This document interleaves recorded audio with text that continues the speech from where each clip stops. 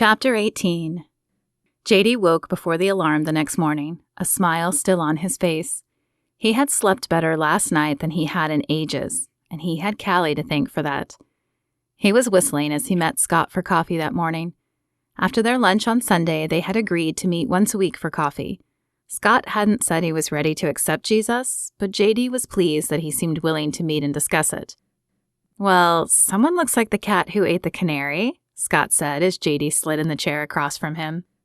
JD tried to contain the grin on his face, but it was impossible. "You would be too, if you had the night I did." Scott's eyes widened under raised eyebrows.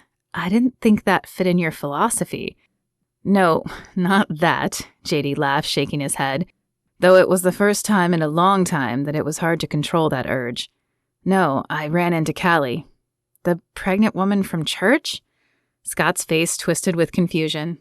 "I guess I'm not seeing why that's a good thing." "Because," JD said, wiggling his eyebrows, "she's not with the guy anymore."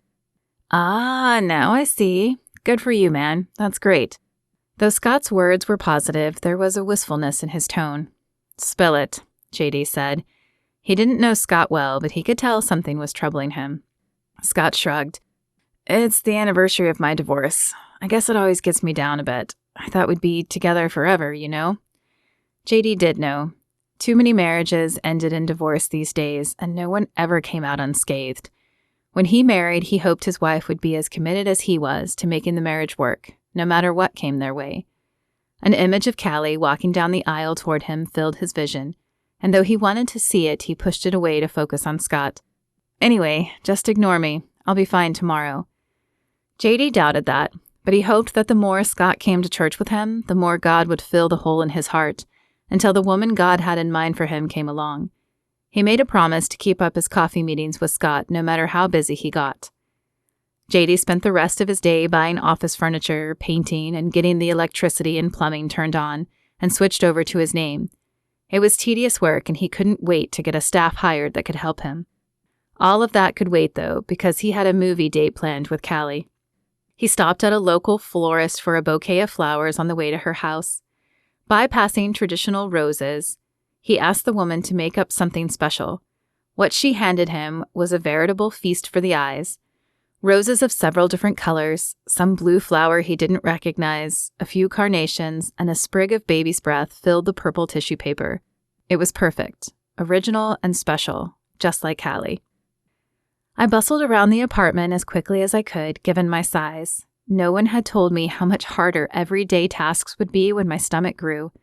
JD would be here any minute, and while I normally kept the place neat, I had been too tired lately to clean when I got off work. Because of that, there were a few papers lying about and several dishes in the sink. As I put the last dish in the dishwasher, the doorbell rang. Perfect timing. A glance in the hallway mirror as I passed it reassured me, and I threw the door open with a smile.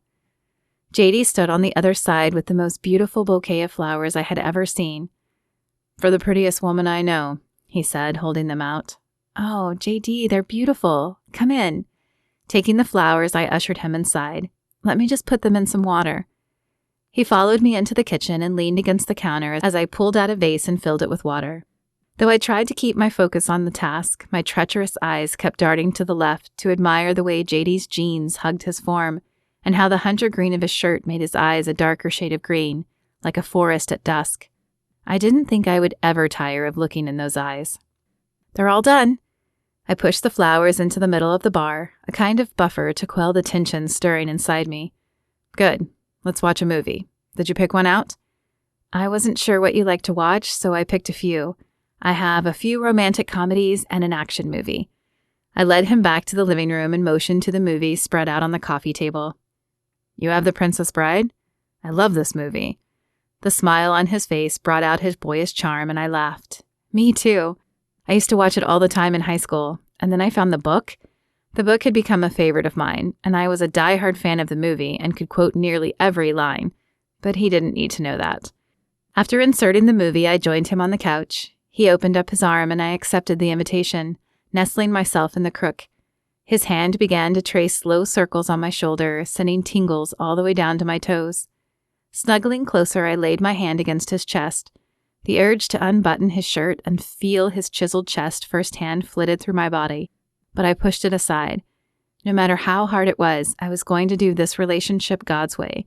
Besides, there was a comfort in just being held and inhaling the masculine scent that JD exuded.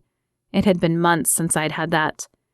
I turned my face to look up at him. His skin was still the same bronze color I remembered, but a light stubble dotted his face this time that hadn't been there before. He caught me looking at him and lifted my chin before lowering his lips to mine. Heat flooded through me and my heart thudded in my chest.